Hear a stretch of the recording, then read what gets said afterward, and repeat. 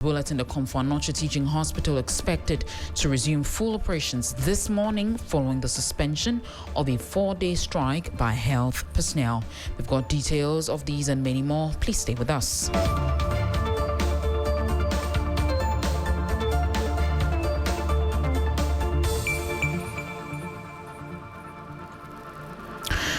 Now, President John Mahama has directed his anti-flood task force to be firm and decisive in dealing with the issues of flood, clearing structures and waterways to aid the free flow of surface runoffs as the rains continue to pour. The torrential rains have caused havoc, with building collapsing and several communities across the capital submerged.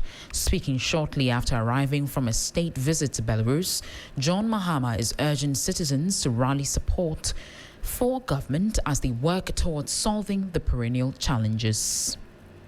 I think government must be firm in doing what it has to do in order that we stop this perennial flood issue. Incidentally, this year too, the rains have been unusually heavy, and that is why we're seeing the extent of flooding into June.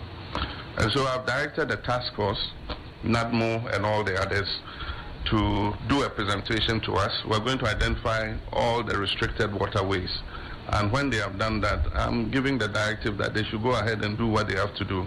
And I hope that when we do that, all Ghanaians would understand that it is government's business to protect the safety of all of us. That was the voice of President John Dramani Mahama. Now, after years of trial, conviction in absentia and extradition proceedings, the former Maslok boss Sedina Tamaklo Ationu is expected to begin a 10-year prison sentence for financial crimes immediately following her extradition to Ghana from the United States. Sedina Tamaklo Ationu's case has moved from the courtroom to enforcement, and her return to Ghana now shifts attention to how the state will execute her 10-year sentence, recover lost public funds, and send a stronger signal in the fight against corruption. A former Deputy Attorney General, Alfred Twah Yeboah, who was part in initiating the process for extradition from the United States following her sentence, is hopeful of her beginning her sentence soonest. I was happy when I heard that she had been brought to Ghana, all because the whole process was started during the time that as the Deputy Attorney General and the official also are part of the matter point in time in prosecuting the matter. And so after securing the conviction and the sentence, the expectation was for her to come and serve the sentence. And so when I heard that she had been brought back to Ghana, I said, fine, that's how justice system works. Because she's been convicted and sentenced by the court, there should be a warrant committing her to prison. And so being a woman is under our law, she's supposed to undergo medical examination to see whether she's pregnant. If she isn't pregnant, she must commence her sentence immediately. She has no option to go home or go to any other place to the prison. The law says she can appeal, but that is not as of right now, because the time for appeal has long elapsed. If lawyers know what to do, if they're able to do what they are supposed to do and they go through it, and she's pursuing the appeal in court, she must pursue the appeal from the prison, because she's now a convict prisoner and must be in prison to pursue her appeal. That was former Deputy Attorney General Alfred Twah Yeboah. The Comfort Anoche Teaching Hospital is expected to resume full operations this morning following the suspension of a 4-day strike by its doctors. Medical personnel at the facility had embarked on an indefinite industrial action to protest the suspension of the hospital's chief executive officer, Dr. Pa Kwesi Baidu, and to highlight infrastructure, logistics, and working condition challenges affecting healthcare delivery. The strike disrupted services at the referral facility, leaving some patients stranded and forcing others to seek medical care elsewhere.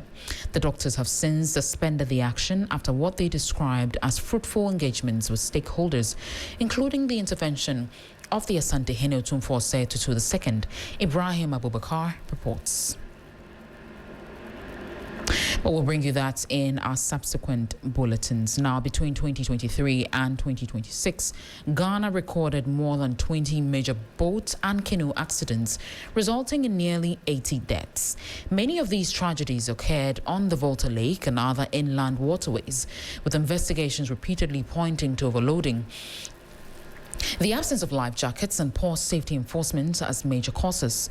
In response, the Ministry of Transport and the Ghana Maritime Authority have deployed 200 trained water safety guards to enforce safety regulations at key inland water transport routes across the country. The initiative has seen the deployment of 200 trained water safety guards to strategic inland water transport points across the country. Dr. Kamaldeen Ali is the Director General of the Ghana Maritime Authority.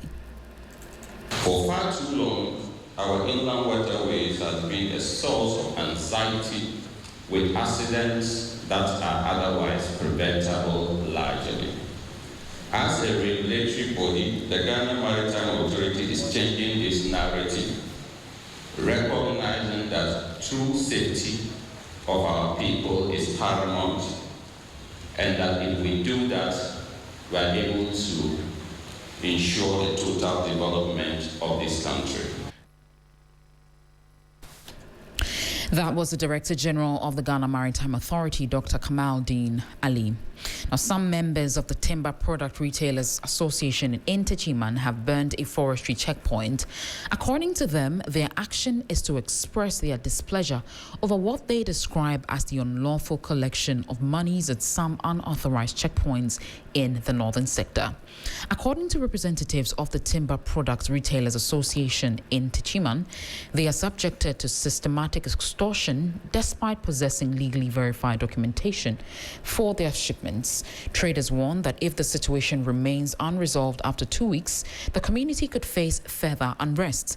Alhaji Mohammed Abdullahi is their rep. We load our trucks from Timber Market here, and the documents are prepared. When they are on the road, you get to Babato, you see a checkpoint there. From Babato, you go to Tamale, you see a checkpoint there. From Tamale, you get to Bolga, you see a checkpoint there. When you are branching to Boku, you get to Zabila, you see a checkpoint there. And all these checkpoints, what they usually tell us is that our particulars are not real. And these are the particulars that we've been using for so many long time. This is what we do to end our future. This is what we do to feed our family. So please, Your Excellency, we are giving you from here to especially a week or 2 weeks. We want you to solve this problem for us.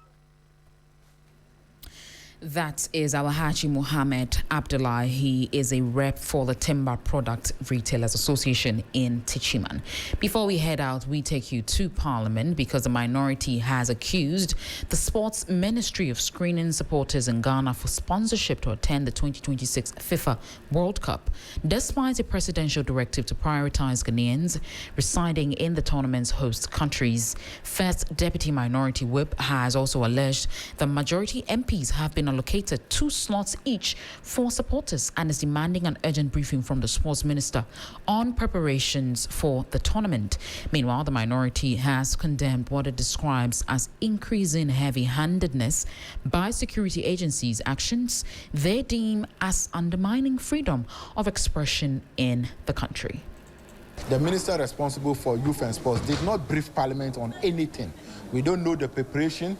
We don't know where they are training. We don't know where they are camping. We don't know the budget. The ambassador to Canada have issued a statement saying that they are collating names of Ghanaian residents in Ottawa, in Canada, for them to support people for our match against Panama. How many tickets are they giving to the people in Toronto? Who pay for the tickets, and how much does the ticket cost? He then alleged that government has allocated 2 slots to each majority MP for supporters who would be sponsored to attend the tournament. At the moment, the supporters union were given 90 slots as part of their preparation towards the World Cup. The majority caucus, made up of 189 members, were given 2 slots each that they should bring people for them to be sponsored to the World Cup. If you go to verify it, if you go to the Botema Park, you'll see that people are there being screened. To accuse the minister of having allocated, slots and etc., I think that is really not appropriate for him to state in this chamber. Well, that's how we wrap up the morning news on 3FM 92.7. Please log on to our website, 3news.com, for more stories and more updates. My name is Christabel.